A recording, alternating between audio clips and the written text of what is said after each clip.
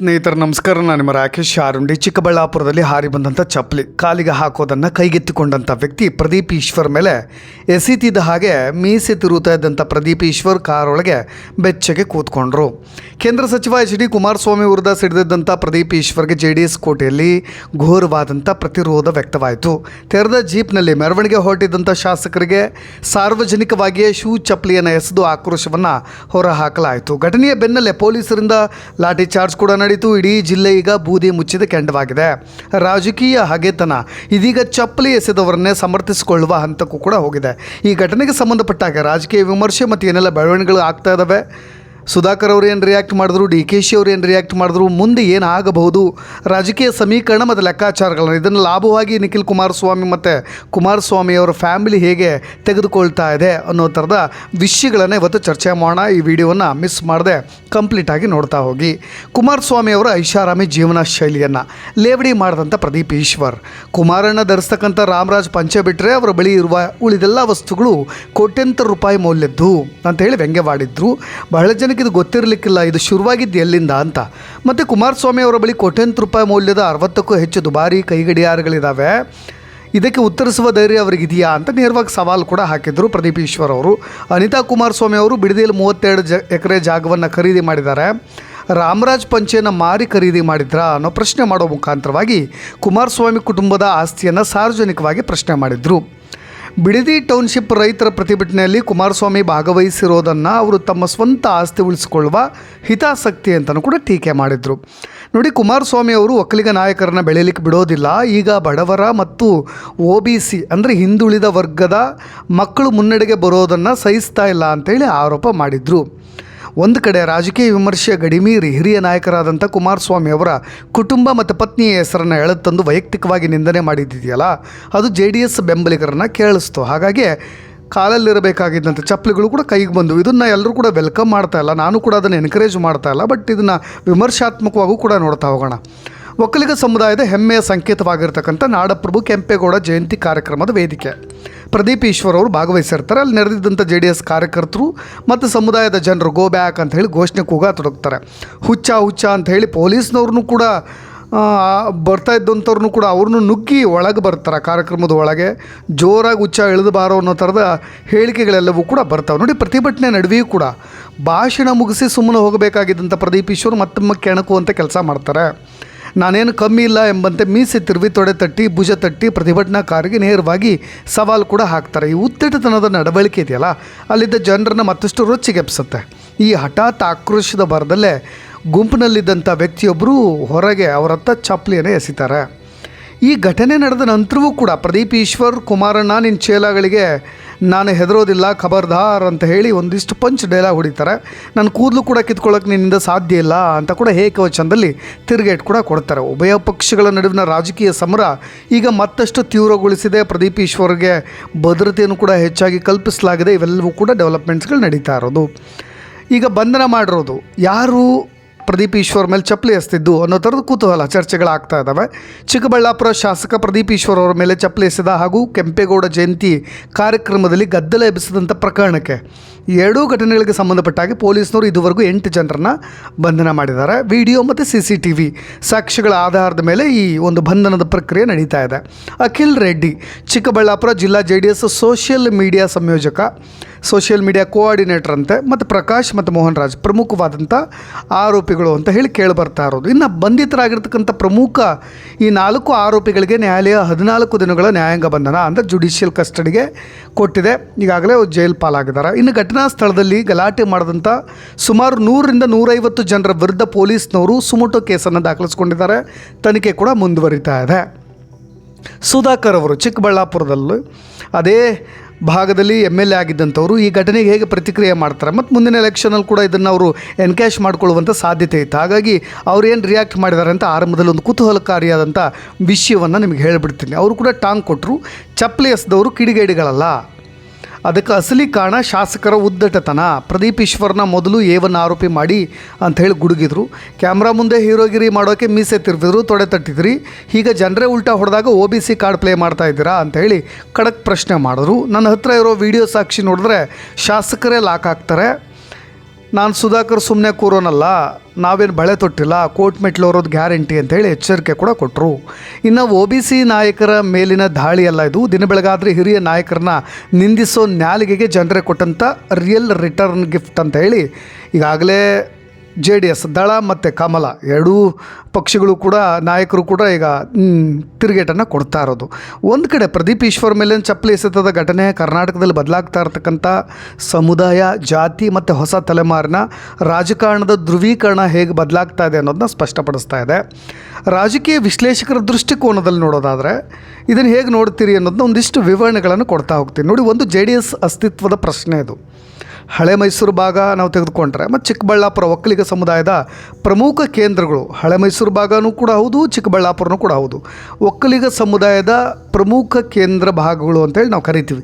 ಈ ಭಾಗದಲ್ಲಿ ನಿಮಗೆ ಕೇಂದ್ರ ಸಚಿವರಾಗಿರ್ತಕ್ಕಂಥ HD ಕುಮಾರಸ್ವಾಮಿ ಅವರ ಫ್ಯಾಮಿಲಿ ಮೇಲೆ ಒಂದು ದೊಡ್ಡ ಭಾವನಾತ್ಮಕವಾದಂಥ ಎಮೋಷನ್ಸ್ ಇದೆ. ಆದರೆ ಅವ್ರ ರಾಜಕೀಯದಲ್ಲಿ ಆ ಎಮೋಷನ್ಸ್ ವರ್ಕ್ ಆಗುತ್ತೆ ಅಂತ ಹೇಳಲಿಕ್ಕೆ ಹೋಗೋದಿಲ್ಲ ನಾನು. ಆದರೆ ಒಂದು ಎಮೋಷ್ನಲ್ ವರ್ಕ್, ನಿಮಗೆ ದೇವೇಗೌಡರನ್ನ ನಿಂದನೆ ಮಾಡಿದ್ರೆ ಅಥವಾ ಕುಮಾರಸ್ವಾಮಿನ ತುಂಬ ಕೀಳು ಮಟ್ಟದಲ್ಲಿ ನಿಂದನೆ ಮಾಡಿದ್ರೆ ಅದು ವರ್ಕ್ ಆಗುತ್ತೆ. ಅಲ್ಲಿ ನಿಮಗೆ ಕಾಂಗ್ರೆಸ್ನ ಪ್ರದೀಪ್ ಈಶ್ವರ್ ಹಿಂದುಳಿದ ವರ್ಗಕ್ಕೆ ಸೇರಿದವರು, ಸತತವಾಗಿ ಕುಮಾರಸ್ವಾಮಿ ಕುಟುಂಬವನ್ನೇ ಗುರಿಯಾಗಿಸಿ ಪಾಲಿಟಿಕ್ಸ್ ಮಾಡ್ತಾ ಬರ್ತಾ ಇದ್ದಾರೆ ಅವರು. ಇದು ಒಕ್ಕಲಿಗ ಸಮುದಾಯದ ಒಂದು ವರ್ಗವನ್ನೇ ಕೇಳಿಸಿರೋದು. ಕುಮಾರಸ್ವಾಮಿ ವಿರುದ್ಧದ ವೈಯಕ್ತಿಕ ಟೀಕೆಯನ್ನು ಸಮುದಾಯದ ಮೇಲಿನ ದಾಳಿ ಎನ್ನುವಂತೆ ಬಿಂಬಿಸಲಿಕ್ಕೆ JDS ಕೂಡ ಈಗ ಯಶಸ್ವಿ ಆಗ್ತಾ ಇದೆ. ಅದರ ಲಾಭವನ್ನು ತೆಗೆದುಕೊಳ್ತಾ ಇದೆ. ಇನ್ನು ಅತಿರೇಕದ ಸೋಷಿಯಲ್ ಮೀಡಿಯಾ ಕ್ರೇಜ್. ನಿಮಗೆ ಪ್ರದೀಪ್ ಈಶ್ವರ್ ರಾಜಕೀಯಕ್ಕೆ ಬಂದಿದ್ದನ್ನು ಗಮನ ಹರಿಸೋದಾದರೆ ಸೋಷಿಯಲ್ ಮೀಡಿಯಾ ಮುಖಾಂತರನೇ ಅವ್ರು ಬಂದಿದ್ದು. ಭಾಷಣಗಳ ಹೈಪ್ ಮುಖಾಂತರವಾಗಿ, TVಯಲ್ಲಿ ಮತ್ತು ಸಾರ್ವಜನಿಕವಾಗಿ ಹೆಚ್ಚೆಚ್ಚು ಕಾಣಿಸ್ಕೊಳ್ಳೋ ಮುಖಾಂತರವಾಗಿ, TVಗಳಲ್ಲೂ ಕೂಡ ಅಥವಾ ಅವರ ಸೋಷಿಯಲ್ ಮೀಡಿಯಾ ಖಾತೆಗಳಲ್ಲೂ ಕೂಡ ಆವೇಶಭರಿತವಾಗಿ ಮಾತನಾಡೋದು, ಸವಾಲು ಹಾಕೋದು ಇದವರ ಸ್ಟೈಲು. ಆದರೆ ಬೂಮ್ರಾಂಗ್ ಆದಂಥ ಹೀರೋಗಿರಿ, ಅವ್ರ ಹೀರೋಗಿರಿನೇ ಅವ್ರಿಗೆ ಉಲ್ಟಾ ಆಗ್ತಾ ಇರೋದು. ಕೆಂಪೇಗೌಡ ಜಯಂತಿಯಂತಹ ವೇದಿಕೆಯಲ್ಲೂ ಕೂಡ ಮೀಸೆ ತಿರುವಿ ತೊಡೆ ತಟ್ಟಿ ಹೀರೋಗಿರಿ ಮಾಡಲಿಕ್ಕೆ ಹೋದದ್ದು ನೆಲದ ವಾಸ್ತವದಲ್ಲಿ ತಿರುಗಬಾಣವಾಗಿರೋದು. ಸೋಷಿಯಲ್ ಮೀಡಿಯಾದ ಲೈಕ್ಸ್ಗಳು ಸಾರ್ವಜನಿಕ ಸಭ್ಯತೆಯ ಜಾಗದಲ್ಲಿ ರಕ್ಷಣೆ ಬರೋದಿಲ್ಲ ಅನ್ನೋದಕ್ಕೆ ಈ ಘಟನೆ ಸಾಕ್ಷಿ ಆಗುತ್ತೆ. ಅದಕ್ಕೋಸ್ಕರವಾಗಿ ಜನರು ಆ ಮಟ್ಟಿಗೆ ರೊಚ್ಚಿಗೆದ್ದಿದ್ದು ಒಬ್ಬ ಶಾಸಕನ ಮೇಲೆ, ಅದು ಆಡಳಿತಾರೂಢ ಪಕ್ಷದ ಶಾಸಕನ ಮೇಲೆ ಪರಿಣಾಮ ಹೇಗಿರುತ್ತೆ ಅನ್ನೋದು ಕೂಡ ಗೊತ್ತಿರುತ್ತೆ ಆ ಕಾರ್ಯಕರ್ತರಿಗೆ. ಆದರೆ ಅದು ವಿಪರೀತ ಮಟ್ಟಕ್ಕೆ ಹೋದಾಗ ಹೇಗಾಗುತ್ತೆ ಅನ್ನೋದಕ್ಕೆ ಈ ಘಟನೆ ಸಾಕ್ಷಿ. ಇನ್ನು ಕಾಂಗ್ರೆಸ್ನ OBC ವರ್ಸಸ್ ಒಕ್ಕಲಿಗ ಕಾರ್ಡಿಲ್ ಪ್ಲೇ ಆಗ್ತಾ ಇದೆ. ಒಂದು ಜಾತಿಯ ಬಣ್ಣವನ್ನು ಕೂಡ ಬಳಿಯಲಾಗ್ತಾ ಇರೋದು. ಘಟನೆ ನಡೆದ ತಕ್ಷಣ ಕಾಂಗ್ರೆಸ್ ಏನಂತೂ ಇದನ್ನು ಹಿಂದುಳಿದ ವರ್ಗದ ಶಾಸಕನ ಮೇಲಿನ ಮೇಲ್ವರ್ಗದ ದಾಳಿ ಅಂತ ಹೇಳಿ ಕರೀತು. ಅದು ರಾಜಕೀಯ ತಿರುವನ್ನು ಕೊಡಲಿಕ್ಕೆ ಪ್ರಯತ್ನ ಪಡ್ತು. ಆದರೆ ಆ ಮೂಲಕ ಅಹಿಂದ ಮತ ಬ್ಯಾಂಕನ್ನು ಒಟ್ಟುಗೂಡಿಸೋದು ಕಾಂಗ್ರೆಸ್ನ ತಂತ್ರಗಾರಿಕೆ ಒಂದು ಕಡೆ. ಆದರೆ ಇದು DKಶಿಗೆ ಇಕ್ಕಟ್ಟು ಮಾಡಿಬಿಡ್ತಾ ಇದೆ. ಯಾಕೆಂದರೆ KPCC ಅಧ್ಯಕ್ಷ ಮತ್ತು ಒಕ್ಕಲಿಗ ಸಮುದಾಯದ ಪ್ರಮುಖ ನಾಯಕರಾಗಿರ್ತಕ್ಕಂಥ DK ಶಿವಕುಮಾರ್ ಅವರು ಇದಕ್ಕೆ ರಿಯಾಕ್ಟ್ ಮಾಡಲಿಲ್ಲ. ನೀವು ಮಾಧ್ಯಮಗಳ ಮುಂದೆ ಇಲ್ಲಿವರೆಗೂ ಕೂಡ ಅವ್ರು ರಿಯಾಕ್ಟ್ ಮಾಡಿಲ್ಲ. ನೀವು ಏನು ಹೇಳ್ತೀರಿ ಚಪ್ಪಲಿ ಎಸೆದ ಪ್ರಕರಣಕ್ಕೆ ಸಂಬಂಧಪಟ್ಟ ಹಾಗೆ ಅಂತ ಕೇಳ್ತಾ ಇದ್ದ ಹಾಗೆ ಅವರು ನುಣುಚ್ಕೊಂಡು ಹಾಗೆ ಜಾರಿಬಿಟ್ರು. ಅಂದರೆ ಅವ್ರಿಗಿದು ಏನು ರಿಯಾಕ್ಟ್ ಮಾಡಬೇಕು ಗೊತ್ತಾಗ್ತಾ ಇಲ್ಲ. ಇದು ನುಂಗಲಾರದಂಥ ತುತ್ತಾಗಿರೋದು. ಯಾಕೆಂದರೆ ಅವರು ಕೂಡ ಒಕ್ಕಲಿಗ ಸಮುದಾಯದ ಪ್ರಮುಖ ಲೀಡರ್. ಅವರು ಪಕ್ಷದ ಶಾಸಕರ ಪರ ನಿಲ್ಲಬೇಕಾದಂಥ ಅನಿವಾರ್ಯತೆ ಒಂದು ಕಡೆ ಇದೆ.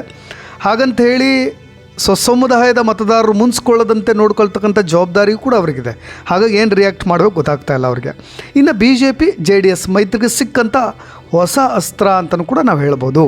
ಈಗ ಡಾಕ್ಟರ್ ಸುಧಾಕರ್ ಅವರು ಮತ್ತೆ ಹೊಸ ಚೈತನ್ಯವನ್ನು ತುಂಬಿಕೊಳ್ಬೋದು. ಕಳೆದ ವಿಧಾನಸಭಾ ಚುನಾವಣೆಯಲ್ಲಿ ಪ್ರದೀಪ್ ಈಶ್ವರ್ ಎದುರು ಸೋತಿದ್ದಂಥ ಮಾಜಿ ಸಚಿವ ಹಾಲಿ ಸಂಸದ ಡಾಕ್ಟರ್ K ಸುಧಾಕರ್ ಅವರಿಗೆ ಕ್ಷೇತ್ರದಲ್ಲಿ ಮತ್ತೆ ಮರು ಹಿಡಿತ ಸಾಧಿಸಲಿಕ್ಕೆ ಇದು ದೊಡ್ಡ ರಾಜಕೀಯ ಅಸ್ತ್ರ ಕೂಡ ಅಂತ ಅಂದುಕೊಳ್ಬಹುದು.